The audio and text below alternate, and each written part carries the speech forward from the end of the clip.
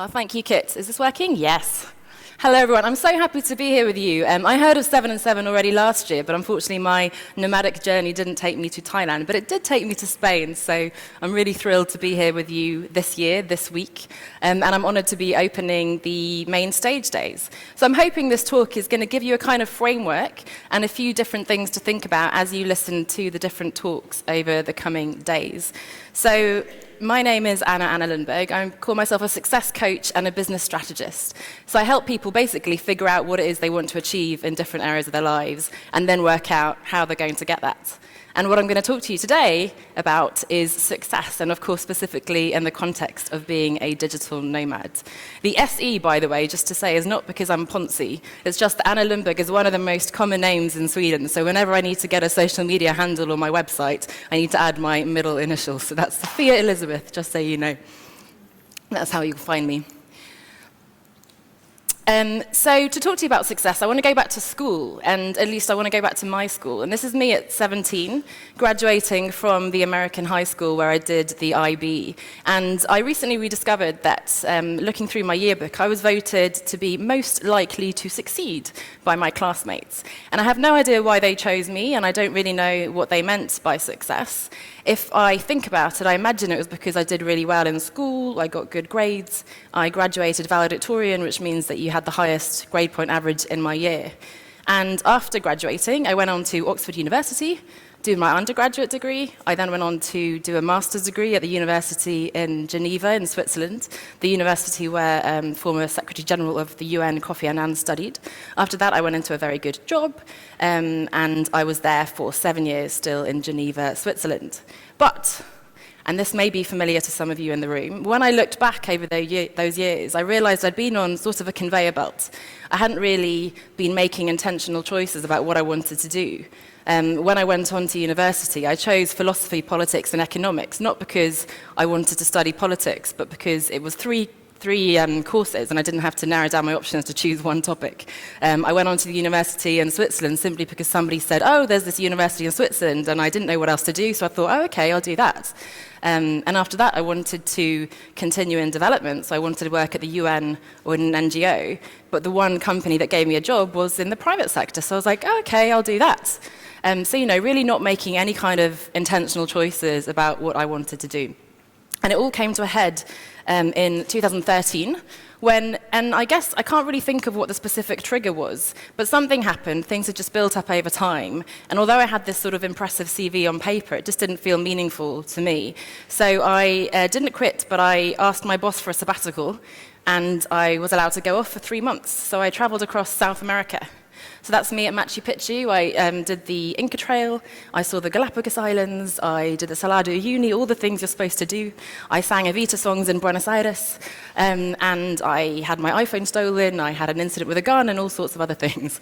But as you can imagine, I also met the most incredible people, and people from all walks of life, as we do, of course, here. And getting out of that little bubble in Switzerland of people who'd followed a very similar path to me, I met people who had quit their jobs to travel indefinitely. I met people who had been made redundant.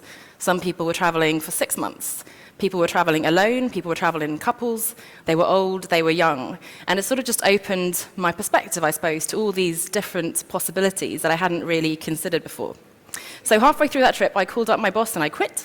I'd already packed up my things, hoping to get an exciting assignment in Singapore or New York or something, but nonetheless, I left Geneva and went back to London, where I'd been before.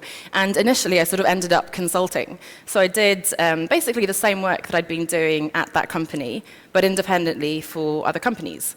And again, sort of pretty successful, actually. I got some really big contracts with big companies, but working very hard. And in between those contracts, sort of 7 months, I think the longest was 9 months, working, the usual overtime and so on. I'd then go off traveling to Malaysia, to Japan, or whatever.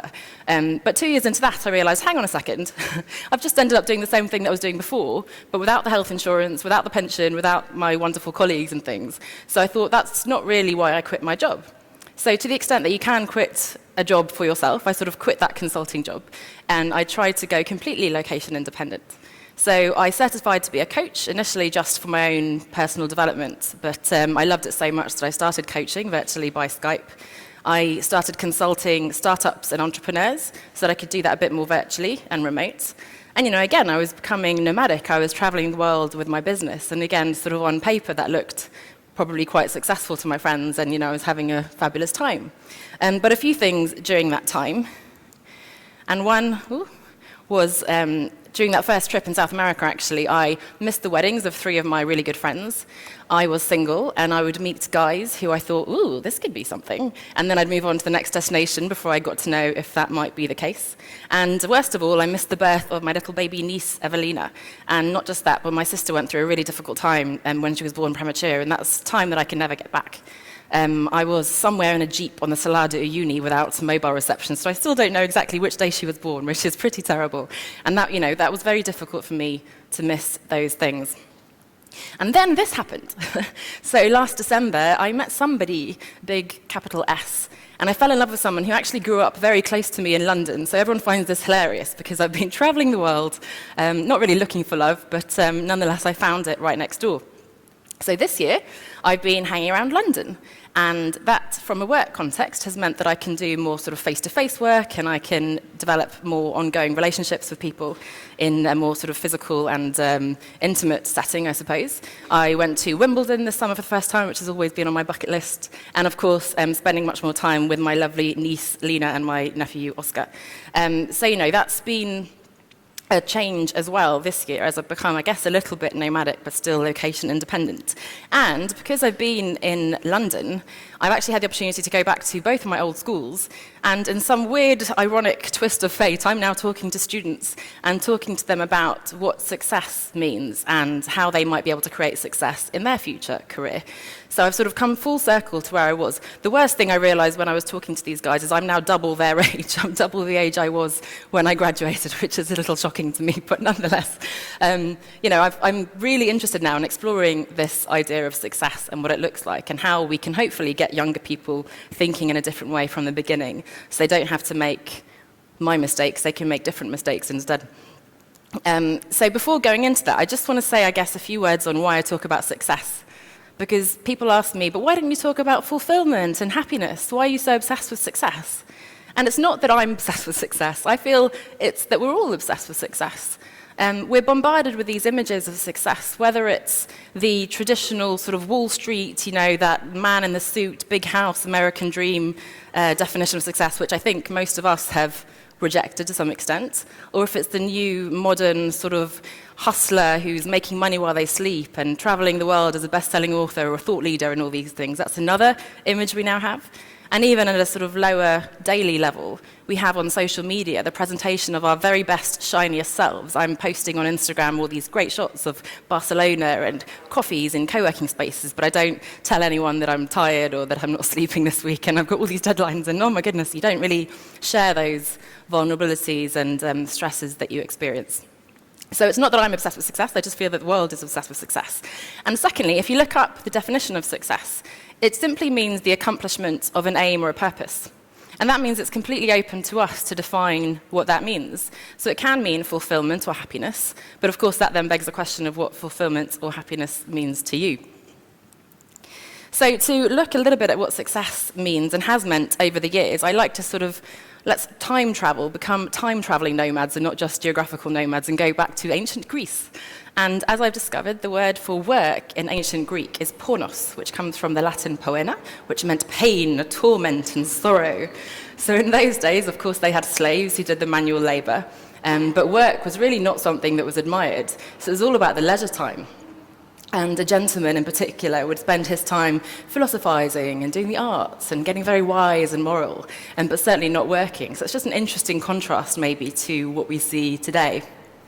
And fast forward from that to the Protestant Reformation, we had Max Weber and the Protestant work ethic, which is all about diligence and working hard, and Martin Luther as well, who talked about work as serving God. And we were supposed to work really hard to earn money, earn enough money to survive, but certainly not any more than that. And we definitely shouldn't change careers. So if our fathers were craftsmen, we should stick in that path and not dream of doing something else. So that was a huge change there. And then we have the Industrial Revolution. And this, I believe, is a picture from the Ford factory, whereas I'm sure you know they invented the production line. And here, of course, thanks to artificial lighting, we were able to work much longer hours.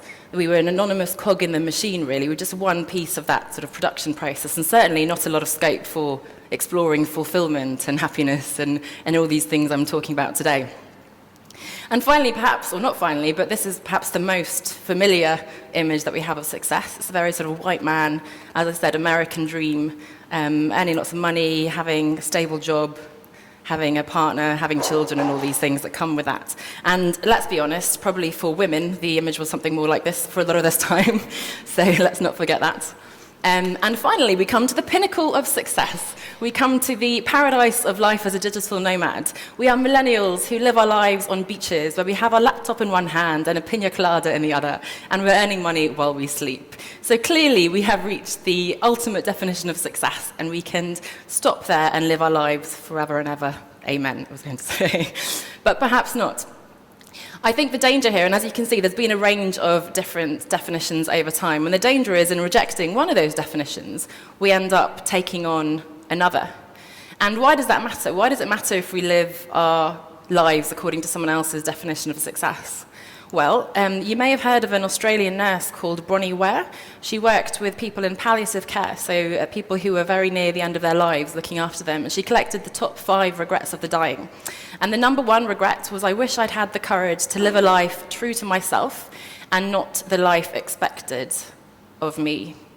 And the others, by the way, were, I wish I hadn't worked so much, I wish I'd let myself be happier, I wish I'd let myself spend more time with friends and family.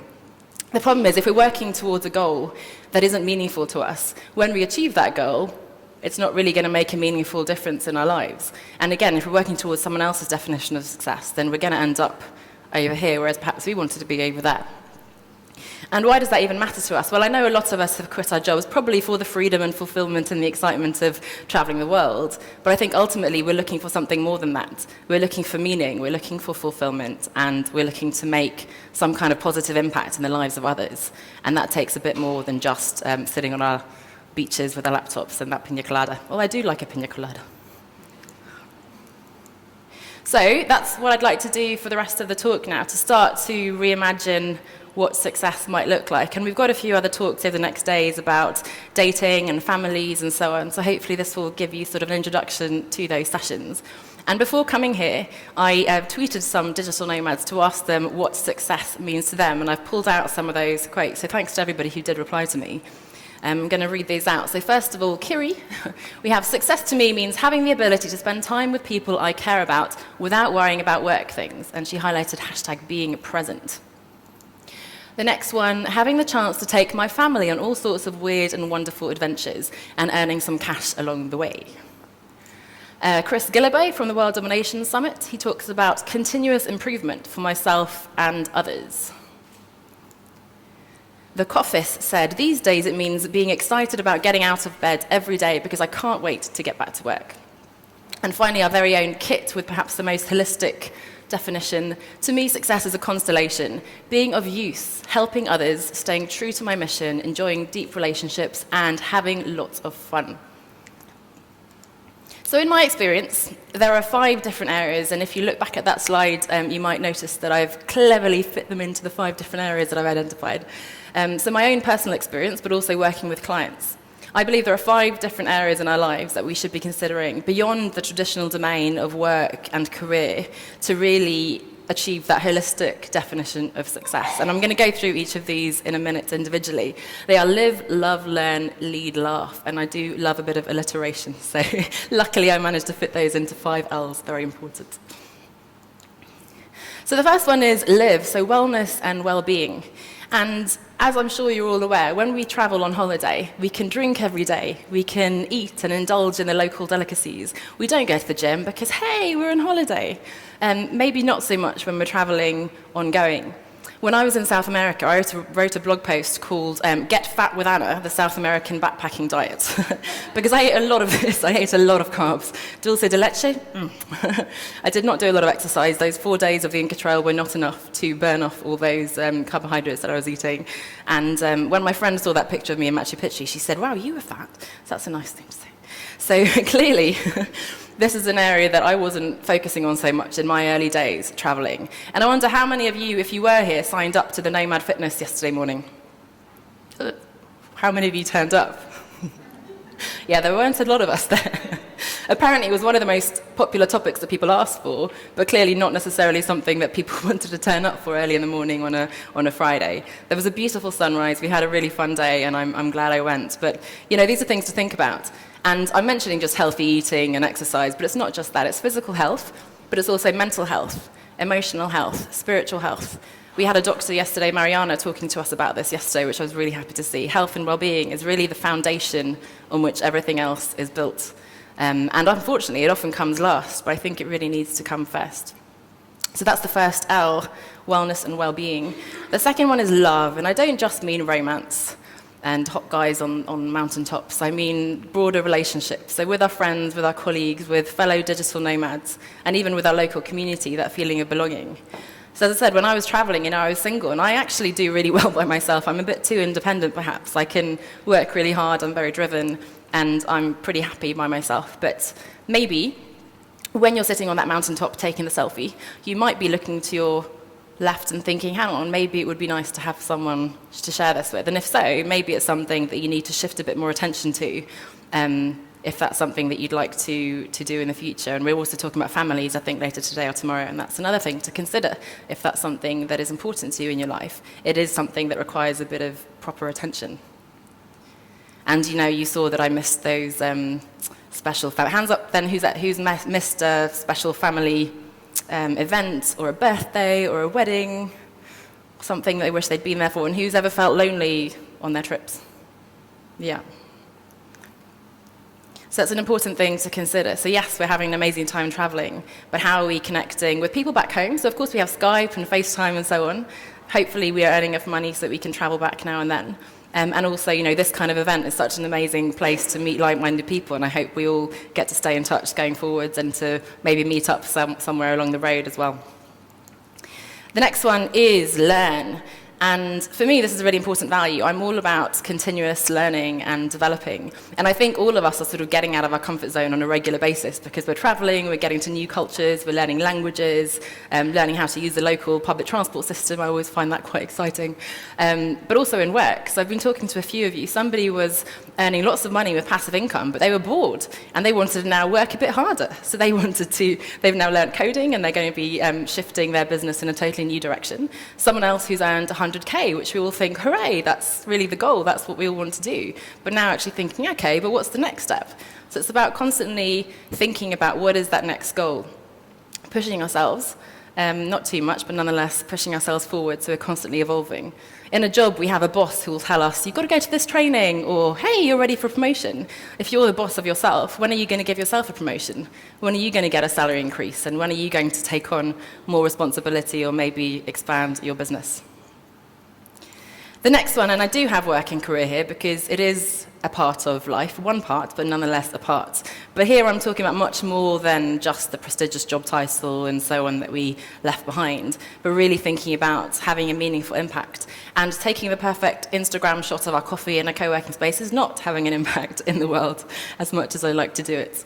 So, as I said, I really think we all of us, but certainly the people in this room, are here because we want to make a difference and want to have a meaningful impact. So how can we do that with our business? How can we do that when we're traveling? And again, I think a couple of the talks are going to be really interesting in this regard as well.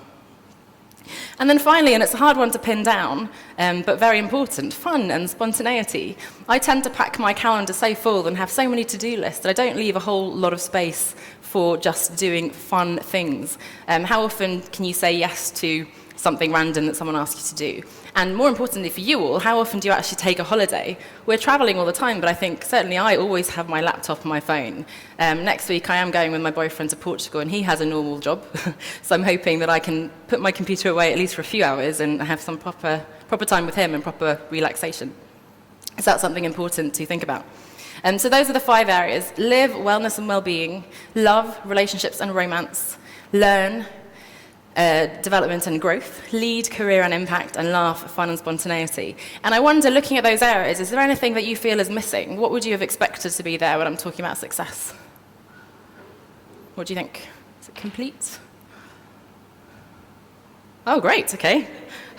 This is what I don't have there, money. I tried to fit this in actually originally, but I thought about it, and I think in a way, financial security and even ideally financial freedom is the foundation for all these things. If we don't have that, if we can't even afford to, of course, travel or to do these other things, then that's a bit of a problem. So in a way, money feeds into all 5 of them. But also, because I think society is already so obsessed with money, I've chosen to not have it in this particular model, because the intention is to take a step back and rethink success in a different way.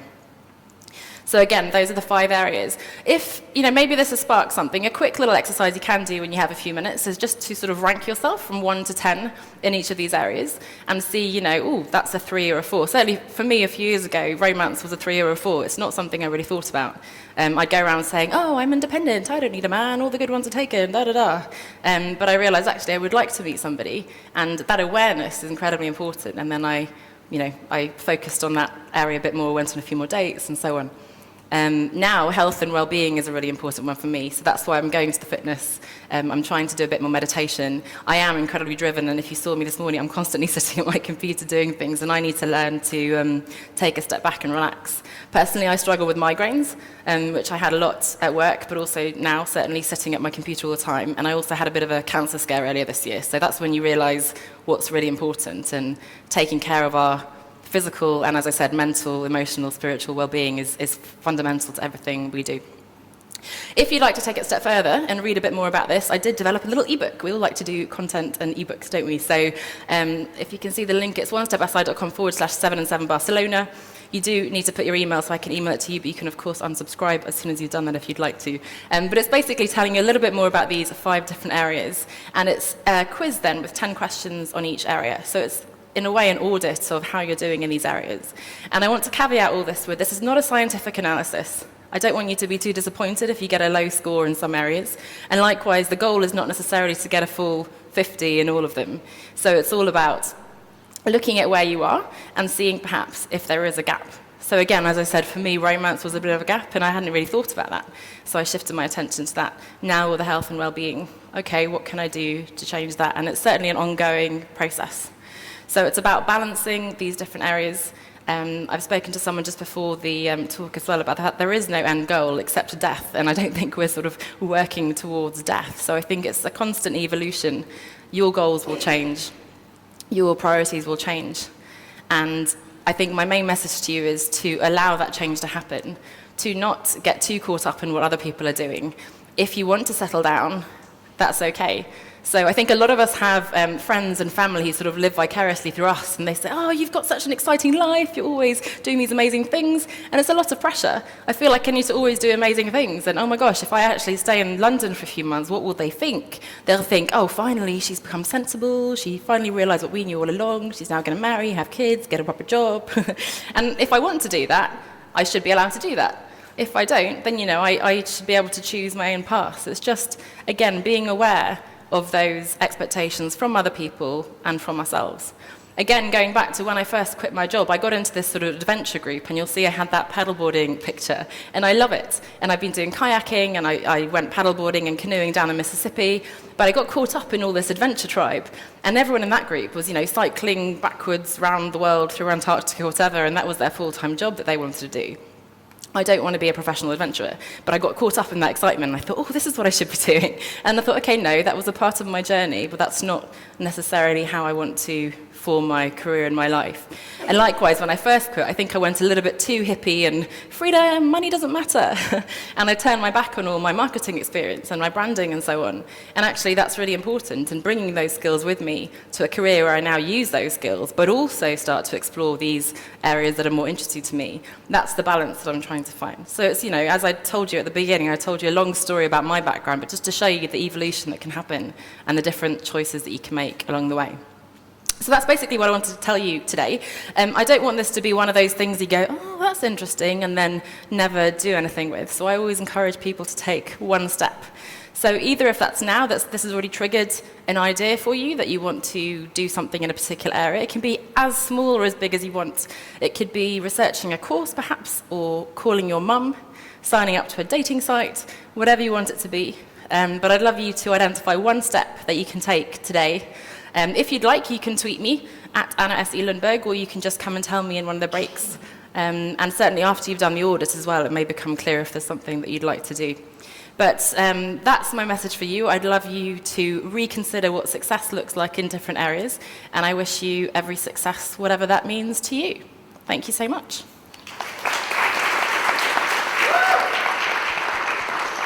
Thank you so much, Anna. If you were here last year, you do know, but we do a Q&A with our speakers at the end of every session. So while we get set up with our microphone in the back, I'm going to ask the first question. I want you all to think about what questions you have for Anna.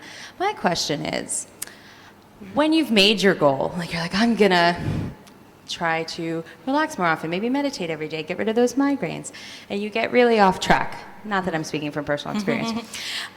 Do you have like a strategy for kind of stepping back and getting back into it, getting back on track with your goals? Because I know like life gets so busy and we get really off course sometimes. Definitely. I think one of the problems is the black and white thinking, that we have this big goal and the vision of where we want our lives to be, and then we have where we are today. And taking that leap is just completely overwhelming. And it's just, how can I go from being a little bit overweight, so I've got migraines, I'm not doing this, I should meditate, I should do yoga every day, and I do these long lists. And that's... How did you know?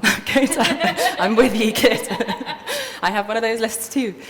So that's why I'm all about the one step. So I think, ironically, we think we need to be motivated in order to take action, but actually we need to take action to be motivated. So I give the example of cleaning. I'm not a big fan of cleaning. Hopefully most of us don't have houses, so we don't need to clean. But I can sit on the sofa watching Netflix thinking, I really should clean, I need to get up, I need to clean. Or I can get up, do some cleaning. And usually what happens is, it wasn't so bad. I actually feel quite good about it. It feels more decluttered and light, and I quite enjoy cleaning. And I spend more time than I needed to. So, it's really just, as I said, taking that one action, one step, and not putting pressure on yourself. Ultimately, I'm trying to become more compassionate with myself and more patient. And if you don't do it today, don't worry, do it tomorrow. Excellent. That makes me feel a lot better. So, anyone have any questions for Anna? Come on, yeah, there we go in the back, and then over here. There's a mic. Hi, is this on? Okay. Do you believe that people can be like a 10 in all areas? Like, where do people mostly fall on average? Well, that's a great question, and I don't think most people are, and I don't think we should be a 10. I think organically our lives are going to be sort of roller coasters, and by definition we can't focus on all 5 areas at once. So let's say we find that we're a 3 or a 4 in all 5 areas. I wouldn't recommend having a panic attack and thinking, I've got to do all these things on my list. It's just sort of staying present and thinking, okay, which of these things is the most important? And perhaps the health and well-being might be a really important area to start if that's, a gap. Or again, if you're feeling lonely, I think those 2 areas of health and well-being and sort of community and belonging are really key as a foundation. So just work out somewhere to start. Again, as I said, things evolve, and it's not like we're all working towards the perfect 50, and when we get there, ta-da, the rest of our lives will stay there. Our priorities will change. And, a couple of years ago, maybe I would have been happy being single and traveling the world by myself. Then I felt that I wanted to meet someone, and maybe now I do begin to think about having kids, which wasn't something I'd considered before. So the bar, in a way, changes. Does that answer your question? Yeah, thanks. Thank you. Thank you. I think we had a question over here. What do you do to take care of yourself and to tune out the sort of external input of like, well, you should be doing this or you should be doing that? It's a great question. I'll tell you when I find out. No, there are a few exercises you can do, sort of just taking a step back in general. If you are in any way familiar with coaching and so on, a lot of people talk about limiting beliefs and this kind of thing. And often you can sit down and just think, if you write, I should, or I need to, and then you can start questioning those. You can think, okay, where's that coming from? Is it something I really believe, or is it something that perhaps my parents told me, or school? I went through all my old school books a while ago. My mum keeps everything. She's a complete hoarder, and which was great. And I had all my exercise books, and the teachers in red pen wrote, "Good girl, Anna. Great, gold star, But the negative stuff, it's too messy, Anna. You didn't get it right the first time. Too many mistakes. You're not allowed to rub out. You should use a ruler." And all these messages have been sort of ingrained in my head to be the good girl, to get the right answer, to do as I'm told. And it's taken me a long time to strip that off. So that's one thing, to sort of break down the beliefs. Secondly, in terms of getting away from it all, I find personally, going to the ocean or just going to nature, going for a walk, just, instead of listening to podcasts and talking to people and so on, just a little bit away into a simpler place, I guess, works quite well for me. And just, I think the closer you get to who you are and, the more relaxed and connected with that you are, the more clear it will be that this is someone else telling me and this is what I truly want to do. All right. Thank you guys so much. If you have more questions, you can definitely find Anna during the lunch breaks or the breakout session. She's going to be around. So let's give her a big round of applause. Thank you so much. Thank you so much, Anna.